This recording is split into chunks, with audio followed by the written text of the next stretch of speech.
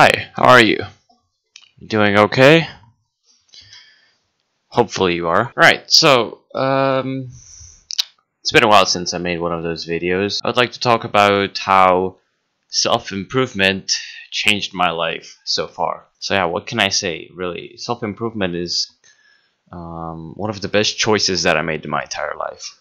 That's for sure. It's greatly improved my discipline and my ability to work on all kinds of things, be unpleasant or unpleasant, right? So it doesn't matter if they're things that I enjoy doing or if they're things that I don't really enjoy doing, right? But I know that I have to do them.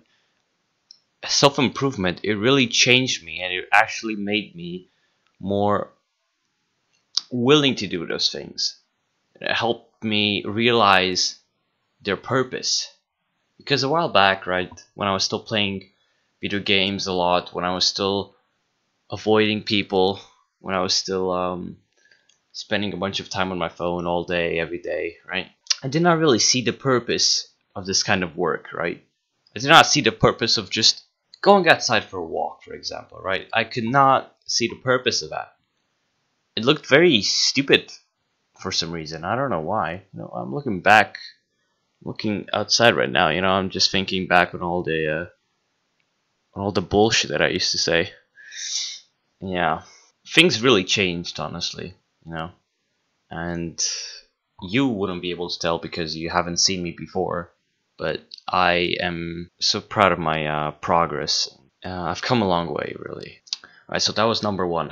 Number two, self improvement. It kind of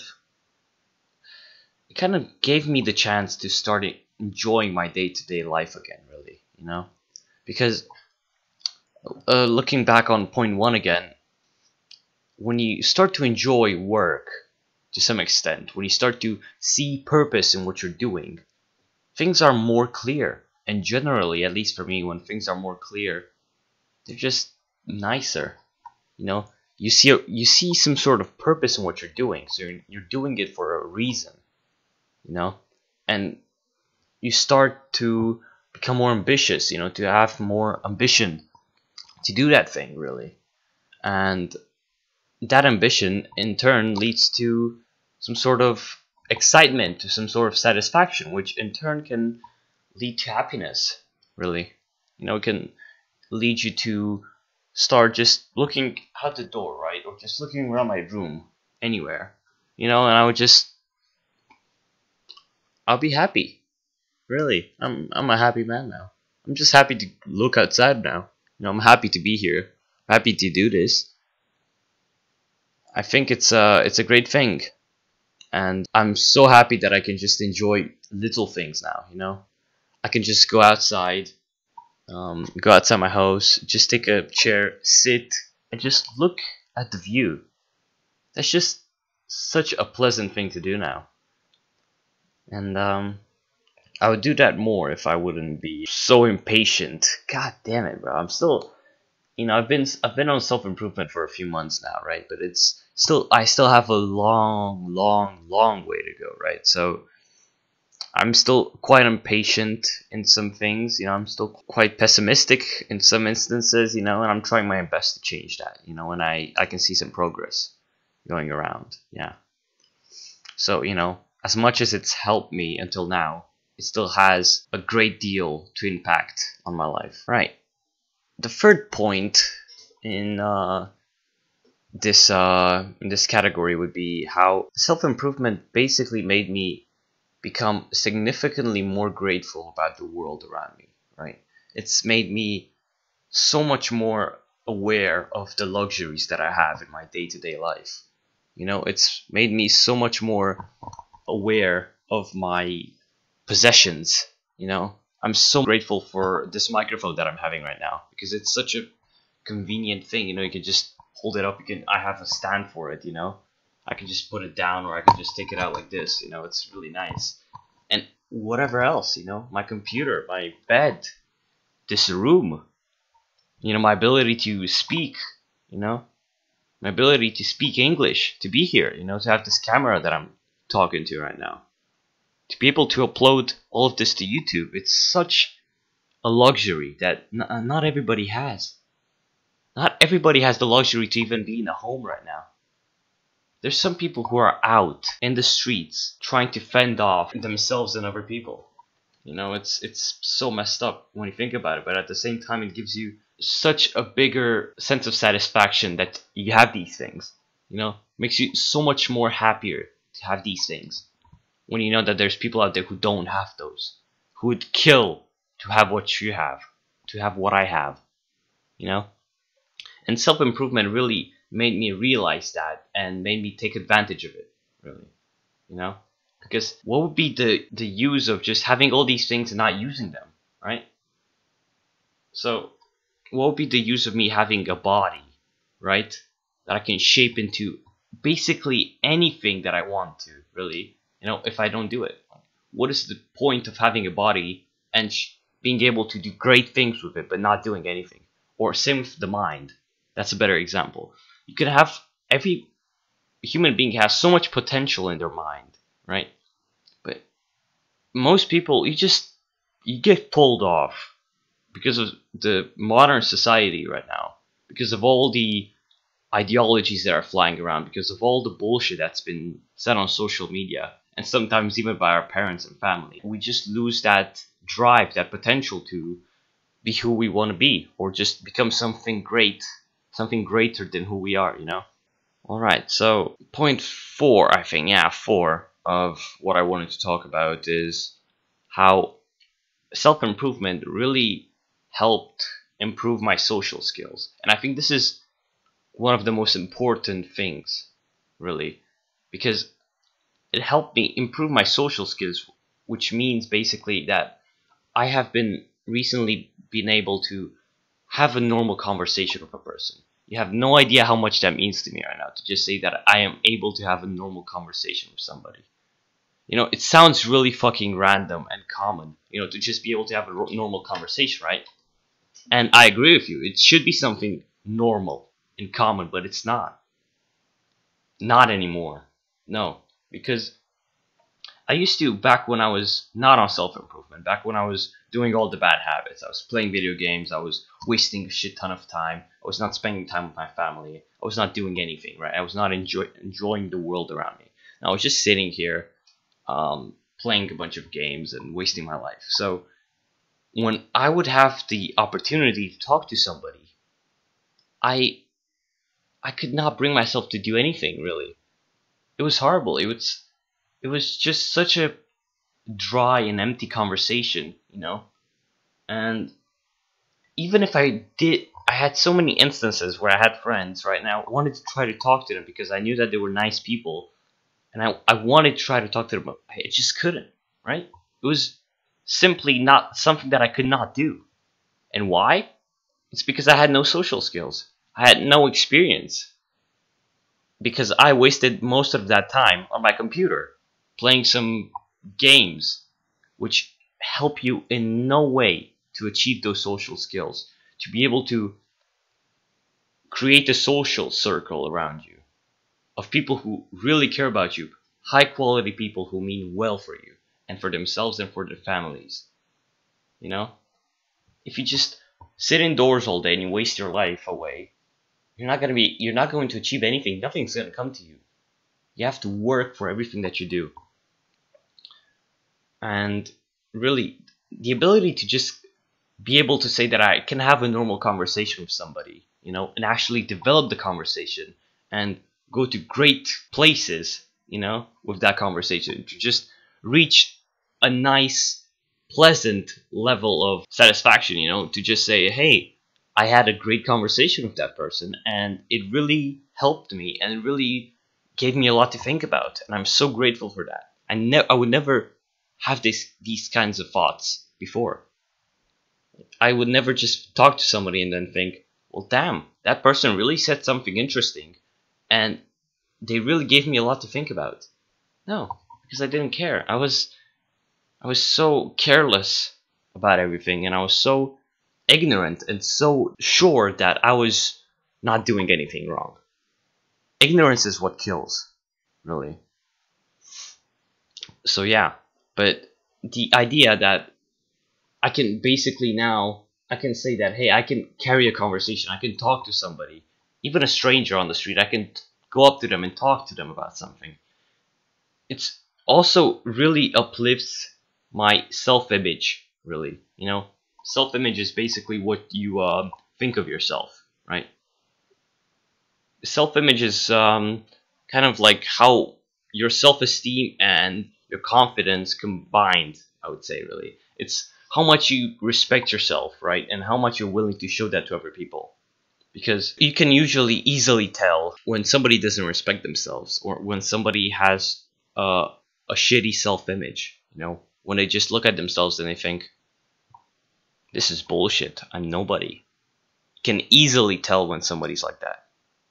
And you can tell by how much they respect themselves, by how well they talk about themselves. And, you know, at this point, I don't want to go into the whole deal of narcissistic people and selfish people who just talk about themselves and how they're great and whatever. No, it's just acknowledging your progress and acknowledging your potential, you know, and acknowledging those things. It helps your great image a ton, really.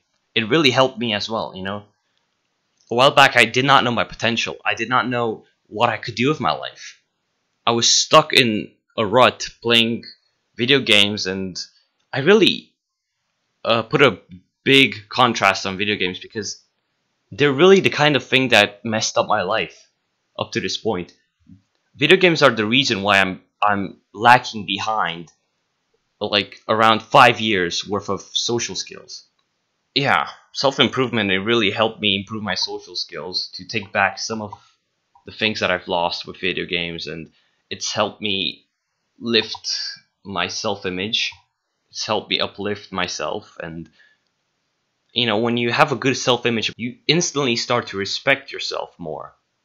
You instantly start to think to yourself, I'm gonna do this healthy and productive thing, even if it's hard to do, even if it's very inconvenient, I'm gonna do it because I know it's for myself, and because I respect myself, I will do it. And at some point, you know, after these kinds of thoughts enter your head, when you finally realize who you are, what you can do, things you become so much happier with the world around you as well, really, because you instantly start to see more potential in the people around you. Like, that's a really interesting thing that I might also cover in another video, because it's such an interesting concept, right? But for short, I can now, after a few months of self-improvement, I can now finally look at a person and I can somewhat guess what they think of themselves. I can somewhat guess what their self-image is. I can somewhat guess what their opinion of me is, even though they try to hide it, really. You know, it's really nice. It's kind of like it's kind of like mind reading, you know, just reading somebody's thoughts from their mind. It's really interesting. I'm gonna cover it up in another video. But yeah, so for the fourth point, the one about improving my social skills, the one that I've just talked about a second ago, I would like to give a very fitting example, really, the one from yesterday. So yesterday, I finally met up with a good friend of mine who at some point I've cut contact with because of a lot of frustration with myself and the person. You know, this was back when I was still playing video games, when I was still doing all the bad habits, and I was in a dark place, right? And I could see her, I could see my friend back then. She was in a much better state, healthier state than I was. So it instantly made me jealous. It instantly made me mad. It instantly made me resent her a lot. So at some point I just said, fuck that. I'm not going to talk to her anymore. You know, and I just stopped talking to her. I started ignoring her, really. And yeah, just like that, we ended up cutting contact. So, and a while later, a few months later, after I get on my self-improvement, and I realized that she was not really a bad person. She was just enjoying her life. And I realized that I was in the wrong for having a problem with that. I was in the wrong for not letting her enjoy her life and her, to let her enjoy the work that she's put in for herself. So I messaged her on the internet, and I let her know that I'm sorry and that I regret what I did, and I just wanted to tell her that I was sorry for what I did and that she did not deserve what happened to her. I mean, what I did to her, really.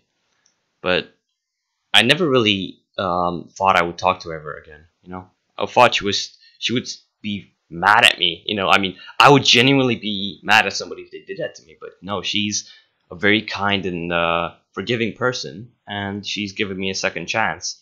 So at that point, I just had to make it up to her. So I proposed that we go and meet up somewhere, and we could just have a few chats, really, face to face.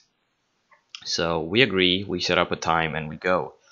And at some point, I was really nervous that I was going to blow this up, because a while back, before my self-improvement started, and when we were still friends, before I cut contact, we went out a few times together, and we had some conversations and we did some things together. But I just want to say that I was such a prick back then. Oh my god. I'm telling you, I could not look her in the eyes. I could not even properly look the person that I was talking to in the eyes. I was so insecure about what I was saying. I was so pessimistic about everything, right? So that just kind of killed the mood. It killed any kind of playful, nice mood that we were in. So we got to the point where we were both just waiting to go home. And it was just stupid, man. It was honestly a horrible time for me. But this time, I was determined not to make the same mistake. I was determined to do it right. So, first thing I do when I see her, when we meet up, I hug her, which I never did before. In all the years that we were friends, I never hugged her. So I hug her and I compliment her.